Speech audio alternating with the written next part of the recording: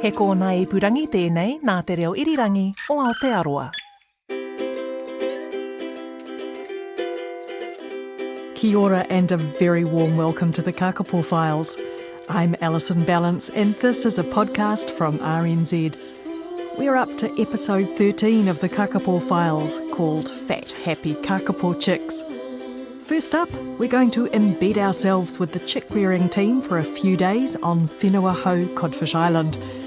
This was recorded a few weeks ago now, but is still totally relevant because, as you know, Kākāpō chicks are still hatching in this bumper, long breeding season, so there are still plenty of little birds around.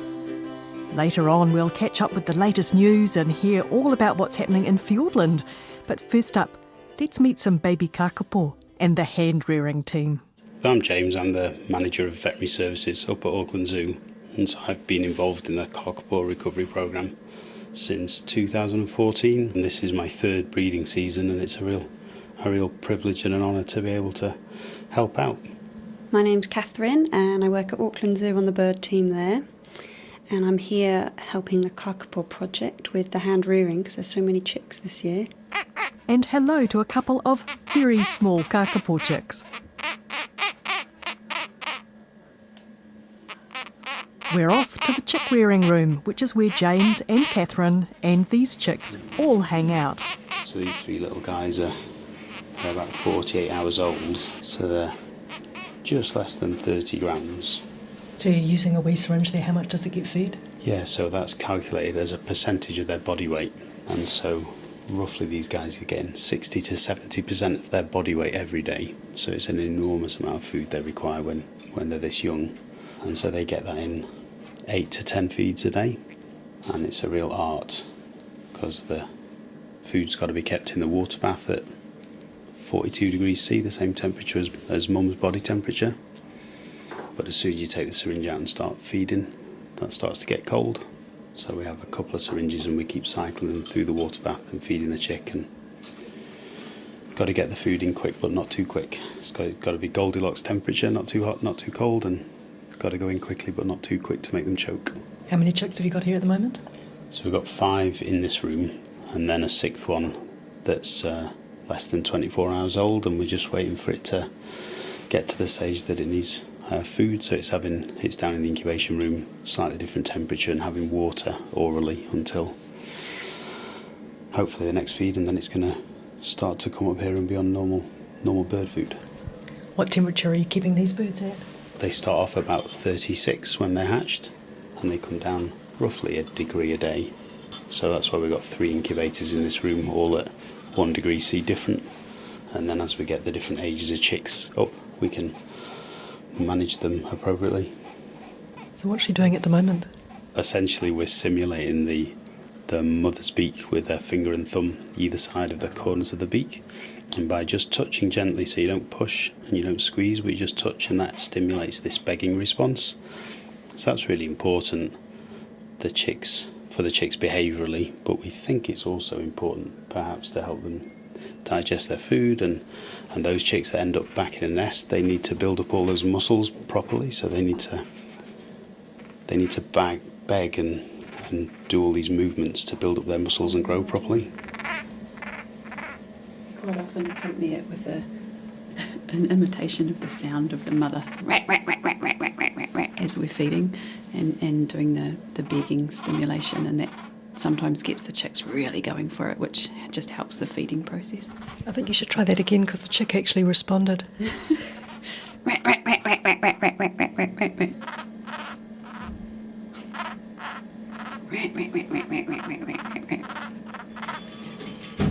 So one has to ask what you're doing with yellow nail polish. In order to tell the difference between these little fluffy white balls of Kākāpō, we use a little bit of nail polish on the end of the feathers, and that helps us visually ID them when they're in the incubator. The amount of food we give each one depends on its body weight, and obviously that's really variable, so it's important we keep track of who's who. So if it has yellow nail polish on its little bits of down, you coat everything else that's to do with that chick with yellow nail polish. Yeah, absolutely. We've got a colour ID on the chick, a colour ID on the syringes, and then a colour ID on their notes. And we just make sure that they're all the same and we're giving the right food to the right bird. And we always triple check the volumes and, measure everything 3 times, make sure we got everything right. And they've each got an individual meal plan? They have, yeah. And that depends on their weight and also on their age. Generally, the younger they are, they get a higher percentage of their body weight in a day, but they get it in smaller, more frequent feeds. And then obviously the older they get, they can get proportionally bigger but less often meals. And that changes every 2 or 3 days. So by the end of this week, we're going to have 3 or 4 different meal patterns going on across 8 or 10 different chicks. And so, yeah, logistics and having a good system is really important. Otherwise you can get in you could get in a bit of a mess. So that's a morning visit, and I pop back in the evening. Last time I came in to see you in here, you had 5 chicks. Now you've got 6 on the board. So what's happened? We've got 6, very exciting. Well, number 6 hatched last night, quite late, and we don't give them their first meal until we know they can pass a faeces. And we've been waiting all day, checking in his incubator, nothing, until now. What time are we? 8 p.m. Poke a bottom enough and a big poo falls out, turns out. Yeah, these are the kind of things that Kākāpō foster mothers talk about. It's like people with their babies. A preoccupation with poo. Other than that, he's really bright and feeding well and is about to have his first meal of his life. When you're going to put it in with the other chicks, does it get to Probably cuddle up sometime? tomorrow. Yeah, so he needs to be probably almost 2 degrees warmer than these older chicks, even though there's only 48 hours between them.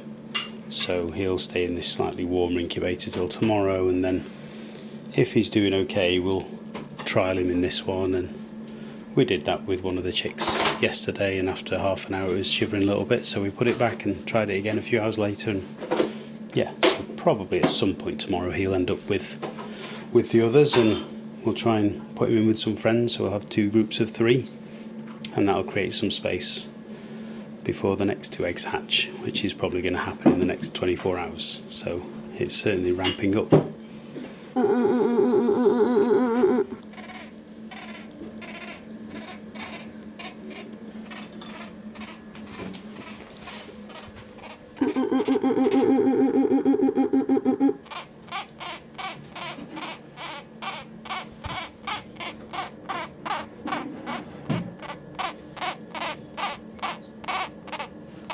Fast forward 5 hours, and I'm now in the incubator room with the eggs.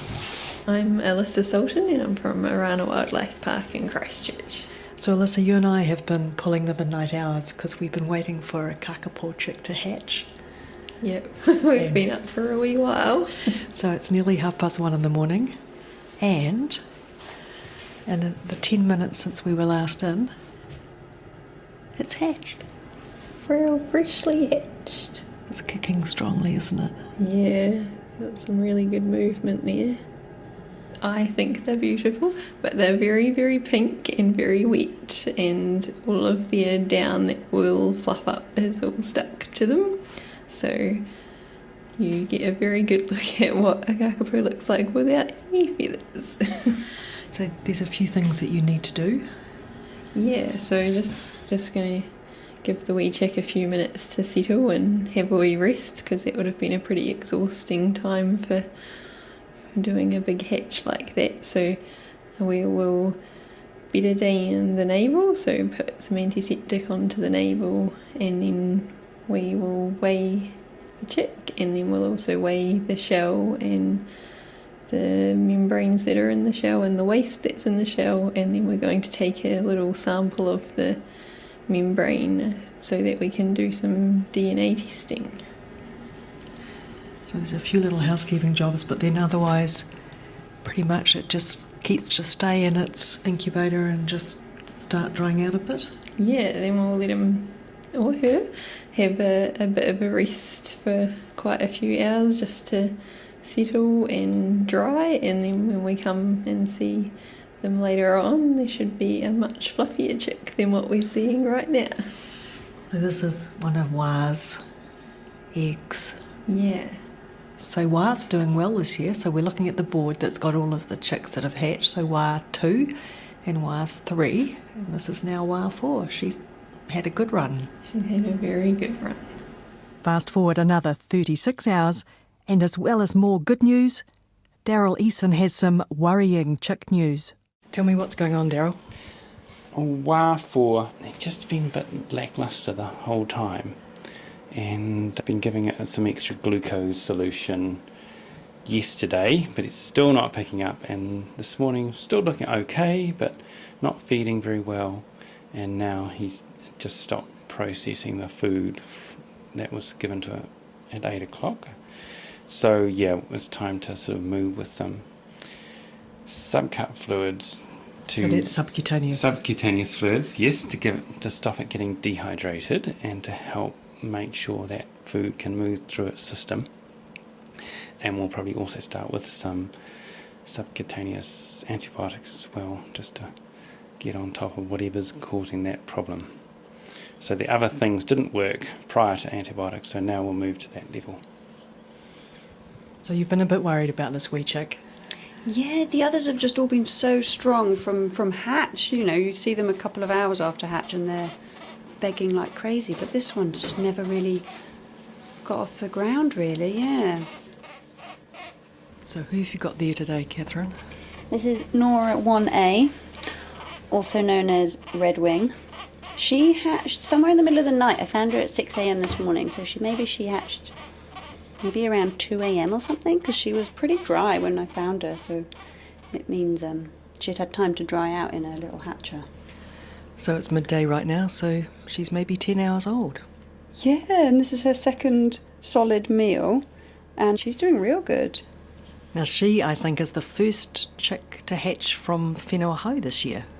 I know, very exciting. First from whenua hau, it's been all the anchor eggs that's been hatching so far. Yeah, so she's a big, strong whenua hau baby. It's interesting, so Nora is the matriarch of the Win dynasty, so that's another Win dynasty baby. I remember hand-rearing Nora's chicks last breeding season. She actually didn't breed for about 30 years. Oh. There was this gap in the middle because she was very bad at picking her boyfriends. Oh. She kept mating with Lionel, who turned out to be quite the dud. Oh. But now that he's not around anymore and she is picking some fertile partners, Yeah. she's back on the chick Very wagon. well, Yeah, she's doing really well. Actually, even thinking about it, probably some of Nora's granddaughters are probably breeding as well. I find it really lovely that you get the grandmother, the mother, the daughters. They're all still having babies together. All totally normal in Kākāpō land.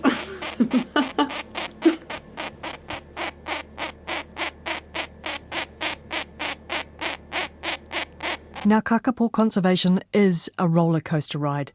We've all been worried about Wa 4A, the chick I watched hatch in the early hours of the morning, and I finally catch up with James later in the afternoon. Yeah, unfortunately, that chick has died this afternoon, so despite all the treatment we've been giving it through the day, not unexpectedly, but it has just passed away. That's really sad. It was only 36 hours old, so this chick was a very slow hatch. It was a really weak feeder comparatively, so this is part of what we do as zoo vets. First you have to know what normal is, and so hand rearing all these chicks this season, we know what a normal chick looks like and feeds like, and right from the first feed for the whole 36 hours this chick was really weak, and so we knew the chick was fighting uphill struggle, and unfortunately it's lost that struggle now. So we think this chick was really weak from the moment it hatched. It was about 2/3 the weight of an average Kākāpō chick.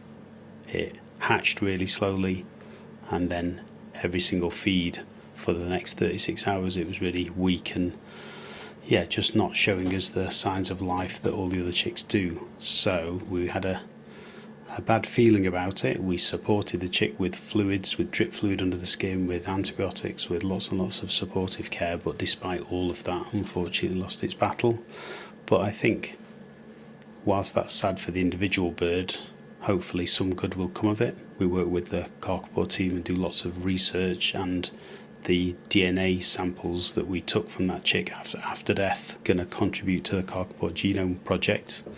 We've not been able to obtain those samples before, despite 2 years of trying. So if there can be some good to come of that chick's death, it's that it may contribute actually to what's known about the Kākāpō's genome, which is really important for the species as a whole. So hopefully no deaths in vain.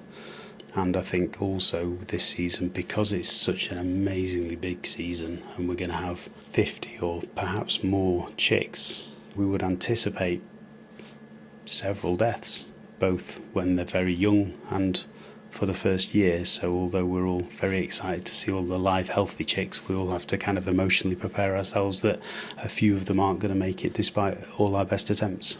Now, since I recorded all of this for the Kākāpō Files on Whenua Hou, there has been a lot happening. Yes, more chicks have died, but way more chicks have hatched and are thriving. And a lot of the action has been happening on Anchor Island in Fiordland's Dusky Sound. Now, Kākāpō Recovery Program Manager Deirdre Vercoe from the Department of Conservation and scientist Andrew Digby have just spent the past week with the team on Anchor Island. So let's catch up with their news. Kia ora and a big welcome back to the Kākāpō Files, Deirdre. Kia ora, Alison. Thank you. Just come back from Anchor Island. Stunning out there. We'll find out a bit more about that in a minute, but first of all, I'm eager to know what the latest numbers are, and I suspect this is getting more and more difficult for you to wrangle these numbers. It is. The numbers are getting bigger. So egg-wise, we have a total of 239 eggs, which is a huge number, and 110 so far, to our knowledge, have been fertile. There are still 10 that we need to check, and we'll do that over the next few weeks. And at the moment, we have 57 live chicks out of a total of 61 that have hatched. That's a pretty big number for us. 57 live chicks. Let's just stop a minute and think about that. That's absolutely awesome. It is. In fact, I saw someone on Twitter the other day say that when they first came across the Kākāpō program, there were less than 57 birds in total alive. And to get that number of chicks in 1 year is pretty, it's impressive. That's exactly right. In the mid-90s, when I first got involved with Kākāpō, back in the day, there were 54 known Kākāpō. Isn't it amazing? And now we've got 57 little chicks. And I remember the 1997 breeding season, and it was the best one to date since they had been moved to the offshore islands, and there were 3 chicks. Wow, yeah. So 57, that's fantastic, and it sounds like you will have some more on the way. Yeah, so we've still got 18 viable eggs. Most of those are in incubators, and we've got another 10 eggs that we know of which we haven't yet been able to check for fertility. We're not expecting great levels of fertility for those last eggs that are still to be checked because most of the females have just mated the once, and it's also getting a bit later in the season, and so potentially fertility might kind of wind down. But yeah, still 18 viable eggs to go, so that number will hopefully climb a bit yet. Do you have any females left to nest, do you think? Well, we've got one female on Anchor Island who is the only female who either didn't keep a nest open originally or hasn't re-nested. And apparently yesterday she was up on top of the island roaming around. So that was kind of interesting. If she nested at this point, it would be pretty late in the season. We've had 30 females in total that have gone for a second round of matings, which is great. So you got a damn sight more eggs and chicks than you would have done otherwise. Now let's just have a chat about Anchor Island, because in this series, and in fact in the first half of this program, I've still been very much focused on Whenua Hou, partly because it's just much easier to get hold of people on Whenua Hou. So tell me a little bit about where Anchor actually is. Anchor is in Dusky Sound in Fiordland. It's pretty remote, and we access it by helicopter, about a 40-minute flight from Te Anau. It's a gorgeous part of the country and very seldom visited.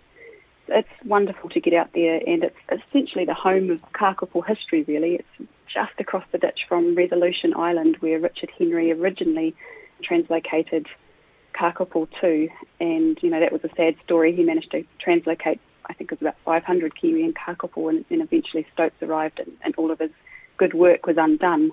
So there's a huge amount of history in that area for Kākāpō and conservation in general. It feels pretty amazing to be out there and to see the rimu fruit out there at the moment is just incredible. There's rimu basically littering the ground. and there's copious amounts of fruits. The chicks out there are getting full to the brim each night by their mothers, which is fantastic to see. That sounds wonderful. Now, of course, the other strong Fiordland connection on Anchor is that's where Kuia, one of your 3 Fiordland offspring of the Kākāpō Richard Henry, named after the person Richard Henry. What's Kuia been doing this year? Kuia's had 2 clutches this year, and the first clutch she had 4 eggs, and unfortunately all were infertile. So we removed those eggs and shut down that nest, and she mated again, and the second time has been much more successful. So she's had 3 eggs in the second clutch, and all 3 are fertile. So the oldest 2 are currently in the incubators on Anchor Island, and the 1 egg is only probably a few days away from hatching, really, and she is incubating her own 3rd egg in the nest. Oh, that's quite novel for you this year. You've been mostly bringing all the eggs in to be incubated artificially. That's right. So we thought with Kuia we just wanted to spread that risk. She's incubating really well. Her nest is really safe. So we left her with her 3rd and brought the first 2 in. Anchor Island is a bit of a parallel universe in this breeding season. So we've got a whole team of people working away on whenua hau. You've got just about as many people working away on Anchor, haven't you? Yeah, we've capped numbers there to about 12 or 13 based on the amount of beds available. It's harder to get to. There's not as much accommodation. So a slightly lower number of people, but working just as hard out there. So we've got 3 or 4 permanent rangers out there, and we have supporters as well. So we have some of the team from Auckland Zoo, for example, helping us with the hand rearing of the chicks on the island. And we have a person from Kiwi Encounter in Rotorua out there at the moment helping us with the incubation. We have the same feed-out program for the Kākāpō on Anchor as we do on whenua hau. So we currently have 2 feed-out volunteers working very hard to make sure those Anchor mothers have enough food available if they need it, although most of them are actually feeding on the rimu at the moment. So, there's the same kind of crew, same style of management happening on Anchor as there is in whenua hau. The island's a bit more difficult to get around on? It is. It's about the same size as whenua hau, but everything's a bit harder on Anchor. It's really rocky and muddy and rooty, so every step takes a lot of concentration when you're walking around the island. The other night I walked home with a wee chick in a box, and it took just under 2 hours to get back to the hut, and it was lots of concentration going into every step, and it's wet and muddy, and the weather is extreme. We had a great week out there, actually, lots of blue skies, but we did have some fantastic Fiordland weather bombs come through. It's exciting as well. It's exhilarating being there. But you haven't had any of those big flash floods that you had in the last breeding season, which actually swept through some nests and killed some chicks. You've managed to avoid that this year? So far, so good. We have had some pretty big rains, but we haven't had any issues with flooding. We've been really mindful of that in our nest assessments this year and putting in any drainage around nests that we're worried about. And we've shifted one nest in particular into an A-frame just to get it a bit higher off the ground, and we may do the same for a few more, but so far, so good. Tell me what's happening with the chicks that have been in Dunedin at the Dunedin Wildlife Hospital.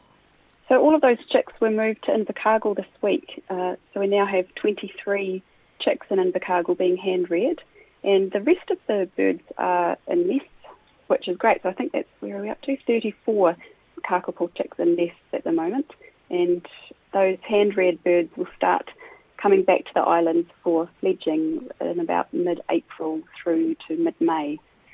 Any other breaking news I need to ask you about? Not breaking news, but just in terms of word breaking, we had a wee chick break its leg on Anchor Island this week, which was sad. It's still alive and still with us. So we had the mission this week. We took 7 birds out to Anchor Island, and we were trying to get them into nests. So they had been birds that had been in our hand-rearing centre, but 3 of the second clutches on Anchor had really high levels of infertility. So basically we had 3 mothers about to have their eggs hatch, and all their eggs were infertile. So we took some birds from the hand-rearing centre and transferred them into nests. And one of those wee chicks that we put into a nest, unfortunately its mother was a little bit overactive and somehow managed to break its tiny little leg. So we pulled that chick out, and it's got a little splint on it and is being x-rayed today, I think. And it's been 4 or 5 days since it broke its leg now, and it's actually still doing really, really well. It's feeding well, it's still growing well, so we're hopeful for full recovery, but that's been quite an interesting journey. So whereabouts is that chick now that's being x-rayed? That chick has been in Invercargill now, so we brought that off the anchor yesterday and it drove home in the car with us last night. Now, am I right in thinking that I saw Andrew tweet that that's one of Queenie's chicks? It was, Alison, it was Queenie 3. My mother will be a little sad to hear about that, but hopefully, as you say, everything will actually heal up okay. Yeah, fingers crossed there. Yeah. Now, I would love to have a chat with Andrew as well, please. Sure, bye. Kia ora, Andrew, and welcome back to the Kākāpō Files. Kia ora, Alison. So, like Deirdre, you're just back from Anchor Island? Yes, just had a beautiful flight out yesterday after a week on the island.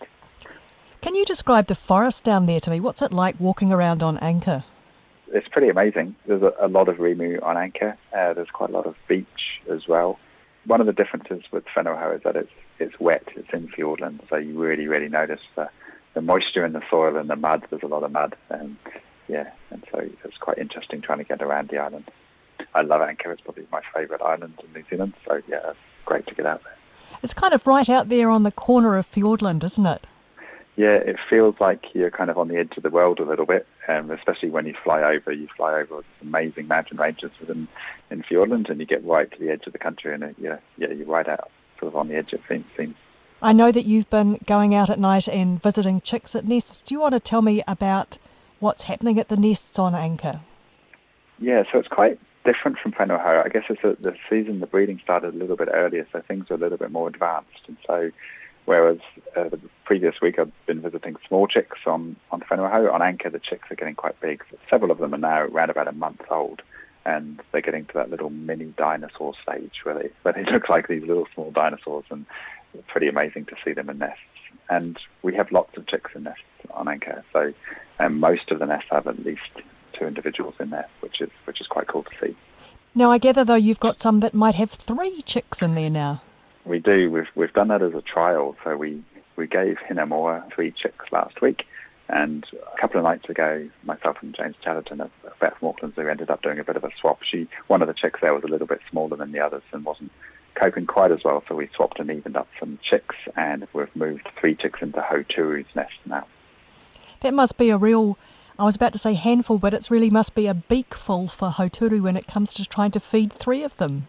Yeah, it's fascinating to watch them. So watching them on the little monitor that we have, and the mum seems to be quite focused on one individual. She'll definitely feed that one, and then she'll move on to another one, and then another one. And then they seem to be doing a really good job of what we've seen so far of providing an equal amount of food to each, and they're certainly providing a huge amount of food to each. The rimu is ripe on Anchor. It's still fairly early. It'll ripen a bit more. There's still a lot of green fruit on the trees, but you can really see that those chicks are benefiting from that amazing food resource. Tell me about rimu fruit. It's rich in all sorts of things, isn't it? It is. It's particularly rich in a couple of nutrients, calcium and vitamin D. In fact, it's a real vitamin D superfood. A chick will get up to around about 500 or just over 500 grams of rimu fruit, white rimu fruit per night, and that's about 30 times the human recommended daily amount of vitamin D. So that would actually be toxic to other bird species. There's something we don't quite understand. We have a study underway to learn more about vitamin D in Kākāpō, but we think it might play quite a crucial role. And it may be one of the reasons why that Kākāpō breed in response to that particular tree species. Gosh, if each chick is getting fed 500 grams a night, that's a lot of work for the female to have to go and collect that many because the berries are really tiny, but the chicks themselves must be looking quite rotund.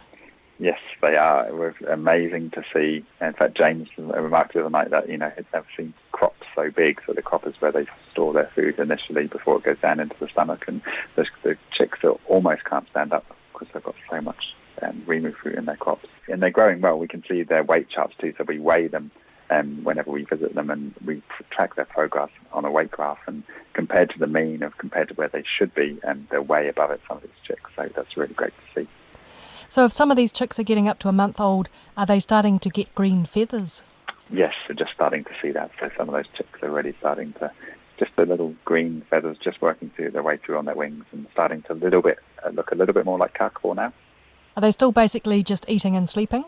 Yes, that's right. And they don't move around in the nest very much when they get to that age. They start to move a little bit, but they find it quite difficult to walk. So they sort of sit there and just bob their heads and, just eat and sleep, basically. Any particularly memorable nests that you visited on this trip?